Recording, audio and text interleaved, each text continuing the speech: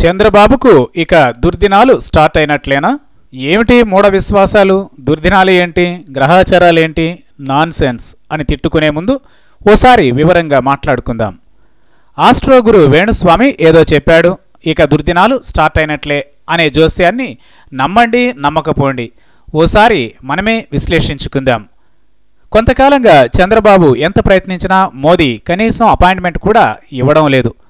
మొన్న కేవలం మోదీని కలవడం కోసం గుజరాత్లో జరిగిన ఓ టెక్స్టైల్ ఎగ్జిబిషన్కు స్వయంగా వెళ్లిన మోదీ కనీసం పట్టించుకోలేదు. ఇప్పుడు ఉపరాష్ట్రపతి కాబోతున్న ఉషాపతి వెంకయ్య ఎంత ప్రయత్నించినా సరే చంద్రబాబును కలవడానికి మోదీ ఇష్టపడడం లేదు. సో వాట్ బోడీ, మోదీ కలిస్తే ఎంత, కలవకపోతే ఎంత అని తేలిగ్గా తీసిపారేయకండి. మోదీ అవాయిడ్ చేస్తున్నాడు అంటే తనకు లెక్క ఉంటుంది. జగన్ను వాళ్ళ ఎంపీ విజయసాయిరెడ్డిని కలిసిన మోదీ తన మిత్రుడు బాబును ఎందుకు కలవడం లేదు? అది సరే, ఇంకో విషయానికి వెళదాం. సయామి కవలల్లాంటి నాయుడు బ్రదర్స్ను మోదీ విడగొట్టేశారు. పార్టీలు వేరువేరు కావచ్చు, కానీ చంద్రబాబు వెంకయ్య వేరువేరు కాదు.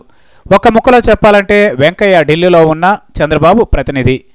తను చెబితే మంత్రుల్ని పిలిచేవాడు, ఫైళ్లు పట్టుకుని ఆఫీసులు తిరిగేవాడు, పచ్చచొక్కా ఒక్కటే ధరించేవాడు కాదు. సరే, ఏదో చివరి వరకు మొరాయిస్తున్నా సరే వెంకయ్య మెడపై కత్తి పెట్టి మరీ ఉపరాష్ట్రపతి పోస్టులోకి తరిమేశారు మోదీ.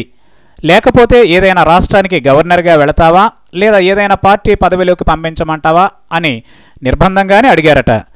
వెంకయ్యను యాక్టివ్ పాలిటిక్స్ నుంచి దూరం చేస్తే దక్షిణాది బీజేపీకి నష్టం, మోదీకి నష్టం, దేశానికి నష్టం అంటూ ఏవేవో పిచ్చి కథనాలను ప్రచారంలోకి తీసుకొచ్చినా మోదీ వినలేదు. ఇది చంద్రబాబుకు ఎదురు దెబ్బే. బయటకి ఏం చెప్పుకున్నా వెంకయ్య మంత్రివర్గంలో ఉండడం వేరు, ఉపరాష్ట్రపతి పోస్టులో ఉండడం వేరు. ఇప్పటికీ తెర వెనుక తను చంద్రబాబుకు సహకరిస్తాడేమో, కానీ అంత ప్రభావం ఉండకపోవచ్చు.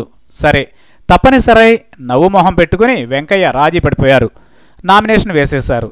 ఇక ప్రధాన రాజకీయ స్రవంతి నుంచి తను దూరమైనట్లే. నామినేషన్ వేయడానికి ముందు అద్వానీని కూడా కలిశారు. పాపం ఆయన మాత్రం ఏం చెప్తారు? నాతో పోలిస్తే నువ్వే నయం వెంకయ్యాజీ అని భుజం తట్టి కన్నీళ్లు పెట్టుకుని ఉంటారు. సరే, ఇదంతా ఒక ఎత్తు. బీజేపీ జగన్ వైపు క్రమేపీ మొగ్గుతుండడం మరో ఎత్తు.